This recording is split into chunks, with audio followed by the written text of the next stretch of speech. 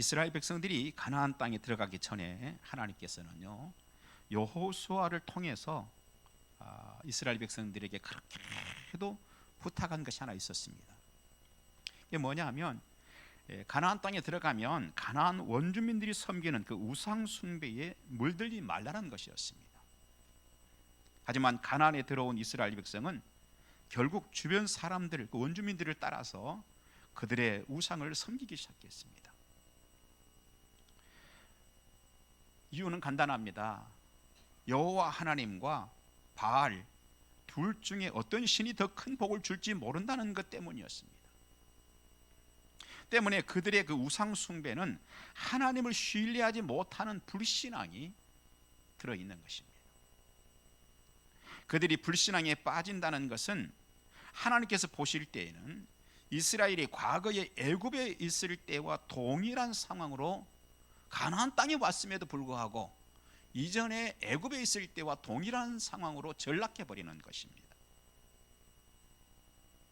그때는 이스라엘 사람들이 애굽의 왕을 섬겼습니다. 애굽의 바로가 실제적으로 그들을 통치했습니다.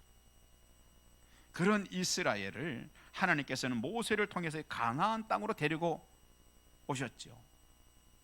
아브라함의 후손들인 이스라엘이 이제는 하나님을 왕으로 모시고 하나님의 통치를 받는 하나님의 나라가 되기를 바라셨기 때문이었습니다.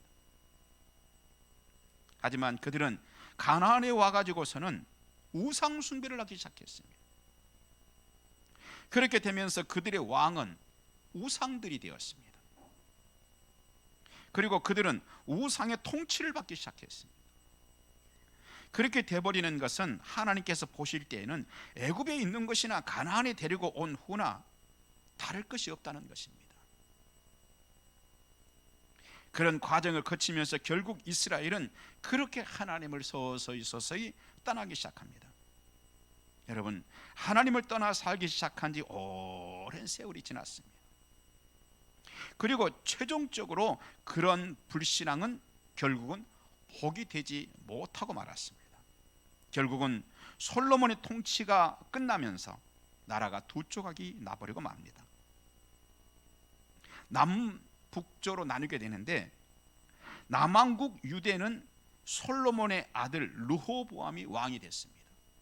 그러나 북왕국 이스라엘은 솔로몬의 아들이 아니라, 아들들 가운데서 한 사람이 왕이 된 것이 아니라 솔로몬의 신하이었던 여로보암이라고 하는 사람이 12개 이스라엘 전체 지파 가운데 10개의 지파를 꿰찹니다. 그리고 그 10개의 지파의 지지를 받으면서 왕이 되어버립니다. 그런데 그 여로보암이 결국 북왕국 이스라엘의 왕이 된 후에 행한 일은 사악한 일이었습니다. 하나는요, 백성들이 1년에 3번 절기가 되면은 남왕국 유대에 있는 예루살렘 성전으로 제사를 늘 드리러 갔습니다. 그것은 하나님, 아브라함의 후손들의 의무였기 때문입니다. 여로보암은 백성들이 그렇게 남왕국 유대를 출입하다가는 자신의 정권에 위험이 빠질지도 모른다는 생각을 한 것입니다. 그래서 베델과 세겜에 예루살렘 성전을 대신할 제단을 만들고는 굳이 예루살렘으로 가지 말고 더 가까운 베델이나 세겜의 제단에서 제사를 드리도록 하는 간악한 계략을 펼쳤습니다. 백성들의 편리주의를, 거기까지 가는 건 그 불편한데, 날 더운데 거기까지 가는 것보다는 훨씬 가까운 곳에서 제사를 지내면 훨씬 더 쉽지 않고 편리하지 않겠느냐 하는 백성들의 그 편리주의를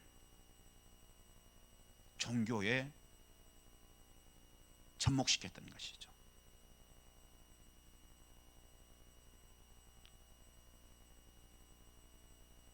그리고 종교에 접목시키더니 그것을 자기 정치에 이용을 해먹은 사람이었습니다.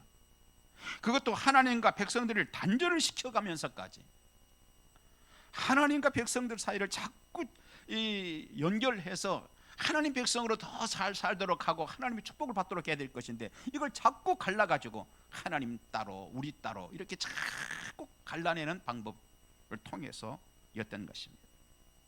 때문에 성경은 여로보암을 아주 악한 왕들의 대표적 인물로 지정을 합니다. 그리고 그 후부터는 악한 이스라엘 왕들이 나올 때마다 그 왕을 여로보암의 길로 간 왕이다라고 기록을 합니다. 이 여로보암의 길로 간 대표적인 왕이 한 사람이 있는데, 이 사람이 누구냐? 바로 이세벨의 남편 아합 왕이었습니다. 아합은 바알과 아세라를, 이전에는 이스라엘 백성들이 하나님과 바알 중에 누가 더 복을 줄지 모른다고 하는 중간에서 있었는데, 이제는 그게 아니라 아예 하나님을 없애버리고 바알과 아세라를 국교로 만들어버리는 그런 죄악을 저지릅니다.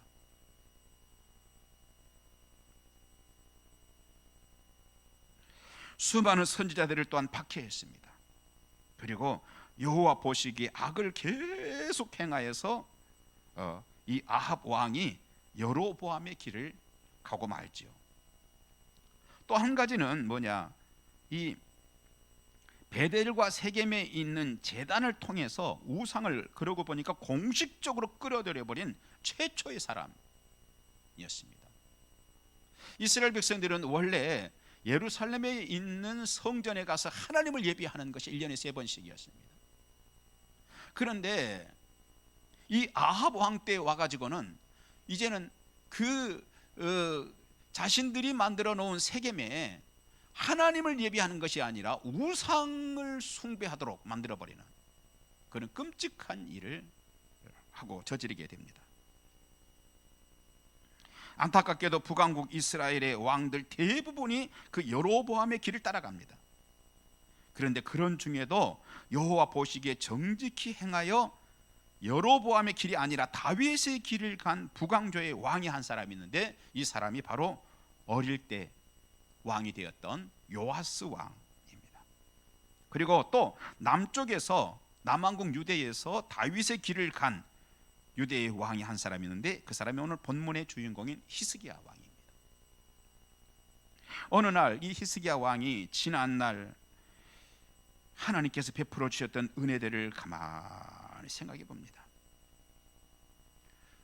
그리고 자신들이, 지금 백성들이 하나님이 아니라 우상에 빠져 있는 모습도 가만히 지켜봅니다.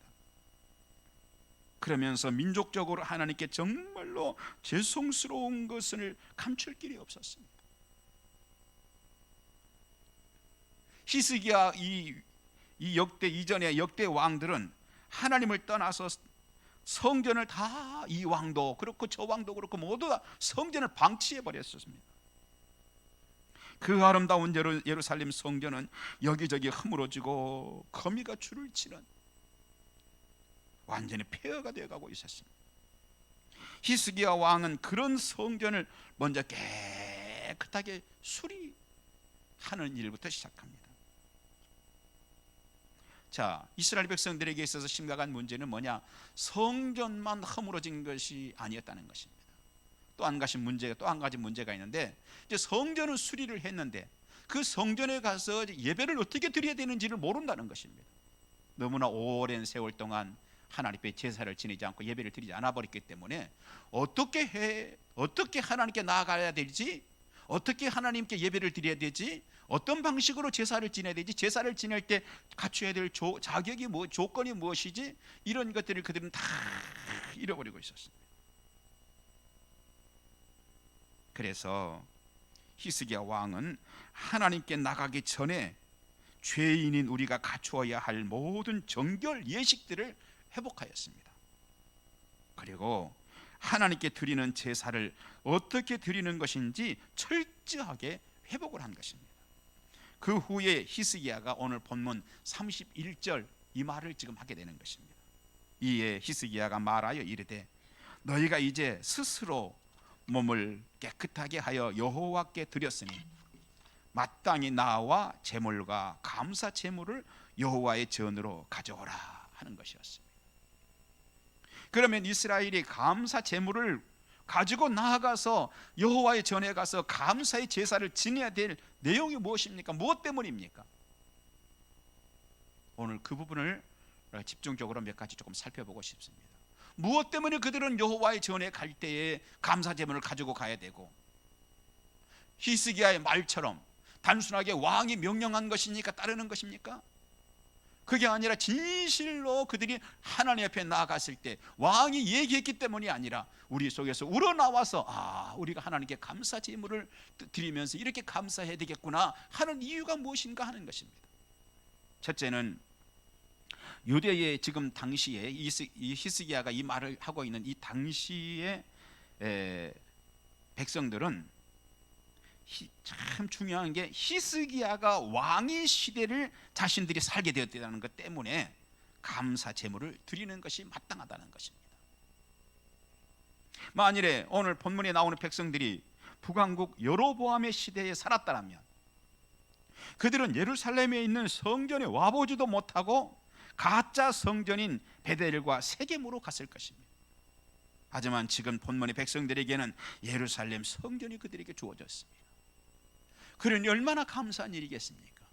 그러니 그들이 감사 제물을 가지고 하나님께 나가서 감사 제사를 드리는 것은 너무 당연한 것이 아니겠습니까? 또한 이스라엘 백성들이 감사해야 되는 것이 또 있는데, 자신들이 아합 왕 때 살았더라면 어떡할 뻔했습니까? 그들은 바알과 아세라를 섬기다가 세상을 떠나야 하는 자들이 되었을 것입니다. 하지만 자신들은 이게 웬 은혜인지 참 좋은 지도자인 히스기야 시대에 살 수 있었다는 것입니다. 자신들은 그 좋은 왕과 함께 사는 복을 받았다는 것입니다. 그렇다면 그것만으로도 감사의 제물을 하나님께 드리기에 충분한 것이었다는 것입니다. 두 번째, 왜 그들은 하나님 옆에 나갈 때 감사 제물을 드려야 했는가? 이 지금 현재 있는 유대의 백성들은 자신이 정결한 몸이 되었기 때문에 감사의 제물을 드려도 충분하다는 것입니다. 드리기에 충분한 조건이 됐다는 것입니다. 자신들에게 정결한 몸이 있다고 하는 것은 존재에 대한 감사이지요. 그들은 없지 않고 지금 있는 자들인 겁니다. 그들은 없지 않고 있는 자들, 실존하는 자들입니다.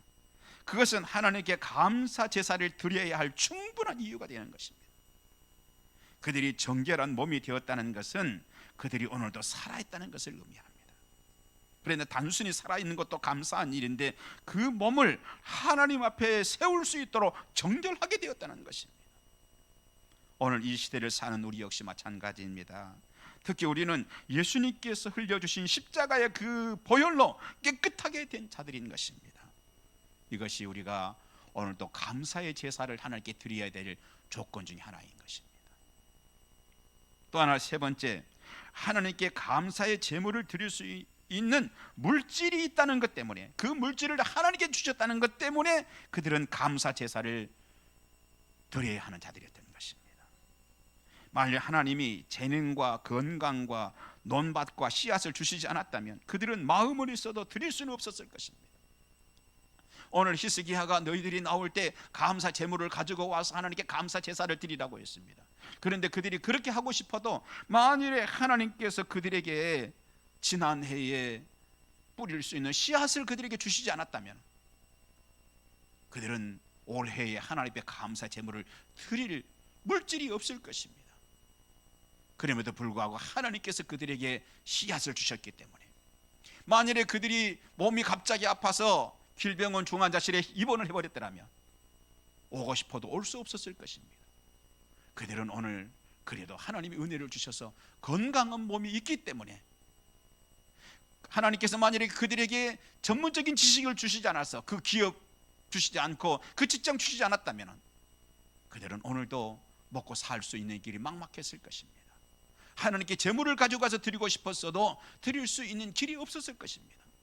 그러나 하나님께서 지식도 주셨고 사람도 연결해 주셨고 노하우도 주셨고 씨앗도 주셨고 모든 것들을 하나님께 주셨던 것입니다.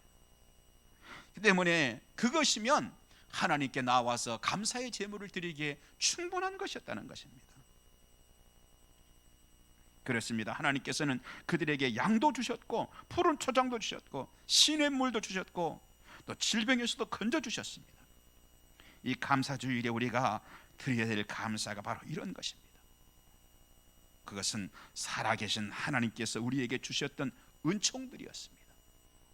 하나님께서 우리에게 주신 은총 때문에 오늘 우리는 감사의 제사를 드려야 된다는 것입니다. 하나님입니다. 하나님이 살아계셔서 그래서 우리에게 은총을 주신 것입니다. 그런데 현대 공교육은 진화론을 진리로 받아들이도록 합니다. 그래서 하나님이 설 자리를 빼앗고 나와 세상은 우연히 있는 것이라고 결론을 내도록 합니다. 그것이 과학적이라고 생각하기 때문입니다. 하지만 그것은 사실이 아닙니다. 과학이요 진리가 되기 위해서는 몇 가지의 명제가 성립되어야 합니다. 그중 하나는 진리는 항상 변하지 않아야 된다는 것입니다. 그때는 진리였는데 지금은 진리가 아니에요. 지금은 진리인데 앞으로는 진리 아닐 수도 있어요. 이건 진리가 아니라는 것입니다. 하지만 솔직하게 그런 측면에서 본다면 과학적 진리라고 하는 것들은 언제나 변해왔습니다. 사실은 또 변해야 하는 것이 맞습니다. 한 예로 18세기에 발견된 뉴턴의 역학 법칙들은 그 당시를 살던 사람들에게는 진리처럼 보였습니다. 하지만 그로부터 2세기 만에 아인슈타인에 의해서 수정이 불가피한 것으로 전락하고 말았습니다. 그렇습니다. 과학은 그 시대 사람들에게만 진리로 보여질 것뿐입니다. 그 시대 사람들에게만 그것이 진리로 보여지는 것일 뿐입니다. 그래서 몇 세기만 지나도 또 그것이 진리가 아니었구나 하는 것을 발견하게 되는 것입니다. 시간이 흘러가고 세월이 흘러가면 과학적 진리는 언제나 변한다는 것입니다. 몇 세기 전까지만 해도 예수님의 승천하심을 비과학적인 것이라고 생각하는 사람들이 많았습니다. 사람이 하늘로 올라가는 것이 불가능하다고 생각했기 때문입니다. 하지만 현대에는 사람들이 우주를 오고 가고 있습니다. 그리고 그것이 당연한 지식이 되었습니다. 때문에 현대 과학으로 하나님이라는 존재와 그 하나님이 만드신 것을 평가해가지고 현대 과학으로 평가해가지고 하나님이 없다고 하면 안 되는 것입니다. 현대 과학적 지식을 가지고 하나님이 세상을 만들지 않았다든지 현대 가지고 있는 지식을 가지고 사람이 죽은 후에 심판이 없을 것이라든지 하면 안 되는 것입니다. 현대 과학이 알지 못하는 영역 속에 분명히 실존하시는 하나님이 계심을 알아야 하는 것입니다. 하나님은 온 세상을 만드신 분이십니다. 오늘 본문에서 말하는 깨끗하게 할 몸, 이게 상당히 중요한 오늘 우리가 읽었던 말씀 가운데 키워드 아닙니까? 깨끗하게 할 몸. 이 깨끗하게 할 몸도 만드신 분이 하나님이. 어느 날이었습니다. 뉴턴이 태양계 축소판 모델을 만들었습니다. 그 복판에 있는 태양은 금색을 칠한 큰 공으로 만들어 달았습니다. 그리고 주위에 막대기들을 쭉 이리저리 연결했습니다. 또한 톱니바퀴와 벨트를 사용해서 수성, 목성, 화성, 지구 등이 태양 주위를 정확하게 돌도록 만들었습니다. 하루는 하나님이 세상을 만드셨다는 것을 믿지 않는 친구가 와가지고 깜짝 놀랍니다. 어휴, 누가 이런 것들을 만들었는가? 그러자 뉴턴이 천연덕스럽게 말합니다. 아무도 만든 사람 없네. 그랬더니 그 친구가 말합니다. 아니, 공처럼 생긴 이 위성들, 톱니바퀴, 혁대들 정확한 시간에 정해진 궤도를 도는 것이 저절로 우연히 만들어졌단 말인가 도대체? 그런 허무한 말은 하지도 말게. 그때 뉴턴이 이런 얘기를 합니다. 이 세상도 누군가 만드신 분이 있네 하면서 그 친구를 전도했습니다. 여러분, 시편 19편 1절은 하늘이 하나님의 영광을 선포하고 궁창이 그의 손으로 하신 일을 나타내는 도다라고 말씀하고 있습니다. 시편 139편 13절은 주께서 내 내장을 지으시며 나의 모태에서 나를 만드셨나이다라고 말하고 있습니다. 시편 139편 16절은 내 형질이 이루어지기 전에 주의 눈이 보셨으며 나를 위하여 정한 날이 하루도 되기 전에 주의 책에 다 기록되었나이다라고 선언하고 있습니다. 때문에 천재 과학자 아인슈타인도 비신앙적인 길만 간 것은 아니었습니다. 그가 젊었을 때는 신앙생활을 별로 하지 않았지만 점점 나이가 들고 이전에 알지 못하던 과학적인 지식들이 점점 더 축적되면서 그는 결국 하나님 앞에 무릎을 꿇었습니다. 그리고 신앙이 없는 과학은 한쪽 다리로 서는 것이다라고 역설을 했습니다. 그렇습니다. 정말 위대한 과학자들은 오히려 하나님 앞에서 겸허함을 드러냈습니다. 그리고 고개 숙이는 감사를 드렸습니다. 하지만 섣부른 과학을 이야기하며 불신앙을 가진 자들은 자신은 하나님이 만들지 않았으며 단지 우연히 이 땅에 태어나게 되었을 뿐이다라고 생각합니다. 그리고는 현재는 과학이 진리이다 라고 말합니다. 그런데 문제가 있지요. 그들은 언제나 한결같이 현재는이라고, 현재는 과학이 진리라고 말하죠. 그런데 그 사람들 죽고 난 또 다음 세대들이 또 태어나가지고 현재는 과학이 진리라고 말합니다. 그런데 또 그 사람들이 죽고 나면 이 사람들이 가지고 있던 진리가 아니었음이 발견됩니다. 그게 이제 확인되죠. 그러면 또 그 시대에 사는 사람들이 현재는 과학이 진리라고 또 말합니다.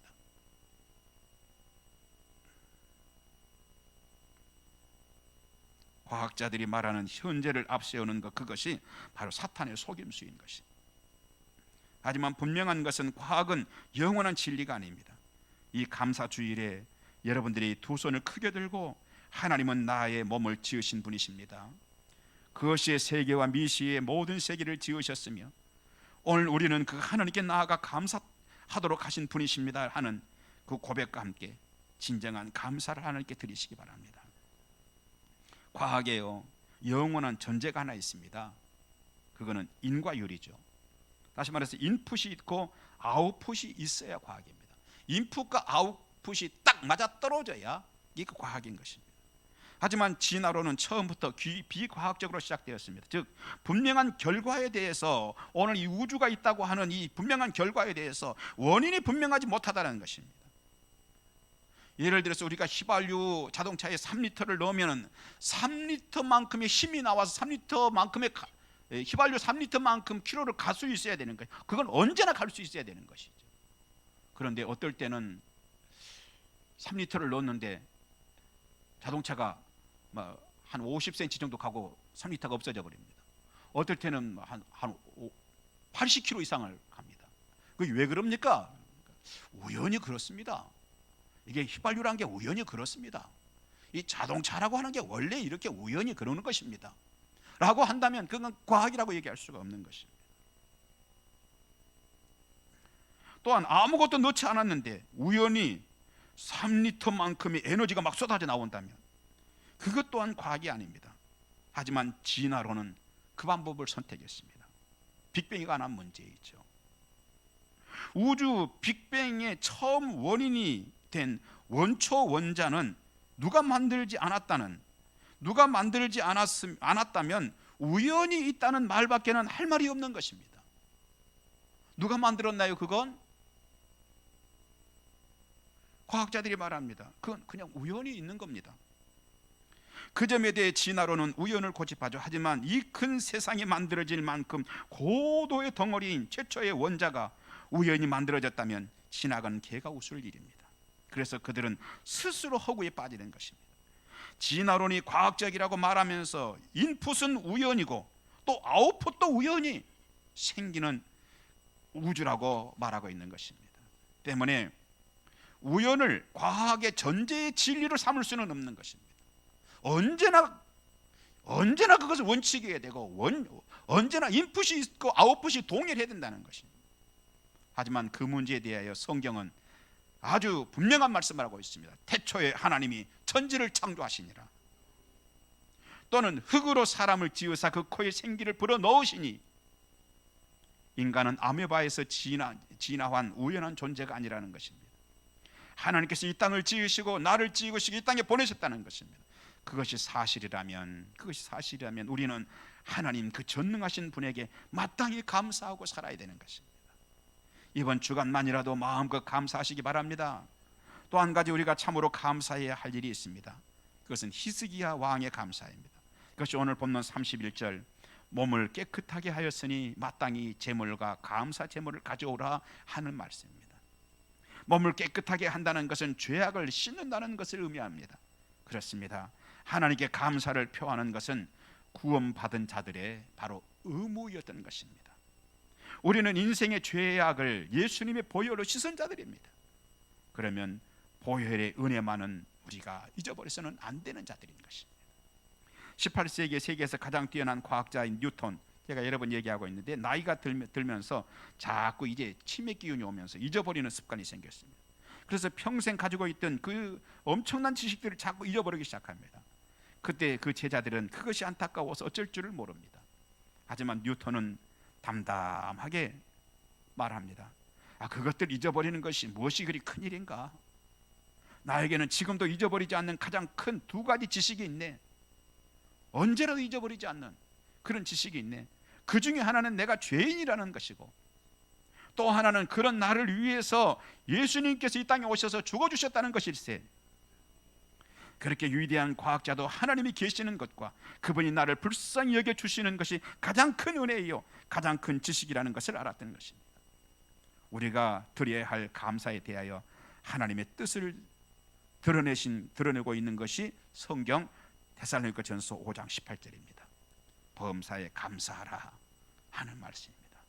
그 하나님은 오늘 우리가 여기 있도록 해주신 분이기 때문에, 그리고 우리가 오늘 여기 있을 뿐 아니라 우리가 하나님 앞에 설 수 있도록 우리의 죄를 씻어주신 분이기 때문에, 그리고 우리가 살면서 지금까지 살면서 필요한 모든 것들을 주님께서 이리저리 지식을 주시고 인맥을 주시고 또 전문적인 모든 환경들을 주시고 씨앗을 주시고 하셔서 오늘 여기까지 우리가 먹고 살 수 있도록 하신 분이기 때문에 그 하나님께 늘 감사하면서 가까이 가야 될 줄 믿습니다.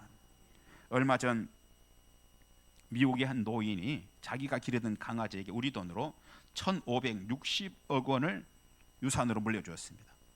그리고 강아지를 돌보라고 부탁한 사육사에게는 1년에 5만 불씩, 그러니까 6천만 원 정도의 연봉을 주겠다고 유언했습니다. 그 다음에 계속 유언을 이어갔습니다. 개가 죽고 난 후에는 어떻게 할 것인가? 개는 자신에게 있는 유산이 얼마인지도 모를 것이고 유언도 못할 것이니 내가 그 나머지 그 이후까지 다 유언을 하겠다. 그 이후에는 어떻게 해야 되느냐? 개가 쓰고 남은 유산 1,560억 원 중에 남는 돈은 동물보호소에 기증하라, 이렇게 유언했습니다. 그리고 자신의 외동 아들이 딱 하나 있는데 이 아들에게는 100만 불을 주라고 유언했습니다. 우리 돈으로는 12억 정도 될 것입니다. 그러자 아들은 너무나 분을 못 참으면서 도대체 어떻게 내가 개보다 못합니까? 개에게는 1,560억 원을 주고 나에게는 12억 원을 주다니 이게 말이 됩니까, 판사님? 하고 억울해했습니다. 그걸 바로 잡아달라는 것입니다. 그래서 변호사로서 소송을 제기했습니다. 판사가 그 젊은이에게 묻습니다. 젊은이, 1년에 몇 번이나 아버지를 찾아뵀는가? 잠잠합니다. 돌아가시기 전 아버지가 즐겨 드시던 음식이 뭔가? 아무 말이 없습니다. 전화는 얼마 만에 한 번씩 했는가? 대답을 못합니다. 입이 있어도 할 말이 없습니다. 아버지 생신은 언제이신가? 아무 말이 없습니다. 그때 판사가 아버지가 돌아가시기 전에 찍어놓은 그 이제 녹화해 놓은 영상을 틀도록 합니다. 그랬더니 그 영상에 아버지가 이미 유언을 영상으로 남겼습니다. 내 재산 1,560억 원을 내 사랑하는 누구에게 줘야 되겠어요? 내 사랑하는 아들에게 줘야 될 건데 내 사랑하는 개에게 물려주고 사육사에게는 매년 6천만 원씩을 주고 내 아들에게는 100만 불을 유산으로 물려줍니다. 혹 아들이 이에 대해서 불평을 하거든 아들에게는 1달러만 물려주세요. 그날 판사가 말합니다. 자네는 오늘 보니까 불평이 참 많은 사람일세. 자네는 1달러만 받게 1달러를 상속해 줬다고 합니다. 이 이야기는 실제로 있었던 일이라고 합니다. 얼마나 부모의 가슴에 한이 맺히게 하고 부모를 섭섭하게 했으면 부모가 재산을 개에게 다 물려주고 아들이 원망하면 1달러만 주라고 했겠습니까? 육신의 부모님께는 두말할 것 없고 하나님께도 마찬가지입니다. 오늘 우리가 하나님께 우리가 늘 드리는 감사가 얼마나 있는지, 우리는 얼마나 하나님께 감사하고 살고 있는지 우리를 돌아봐야 할 것입니다. 오늘 우리가 하나님께 진심으로 드려야 하는 것은 감사인 것입니다. 그런데도 많은 사람들이 감사를 단순한 예의 정도로 생각을 합니다. 그래서 감사를 하면은 예의가 있는 것, 그리고 감사를 안 하면 예의가 없는 것 정도로 생각을 합니다. 하지만 우리가 하나님께 감사하는 것은 단순히 예의 있는 사람이 되기 위함이 아닙니다. 하나님은 우리가 감사해도 그만, 안 해도 그만이라고 생각하지 않습니다. 감사는 우리를 향하신 하나님의 뜻이다라고 말씀하고 있습니다. 그래서 감사절을 하나님이 정하셨습니다. 그렇게 감사의 제사를 회복할 때 하나님께서 우리에게 주시는 것이 있음을 본문을 통해서 발견합니다. 36절, 히스기야가 백성으로 더불어 기뻐하였더라.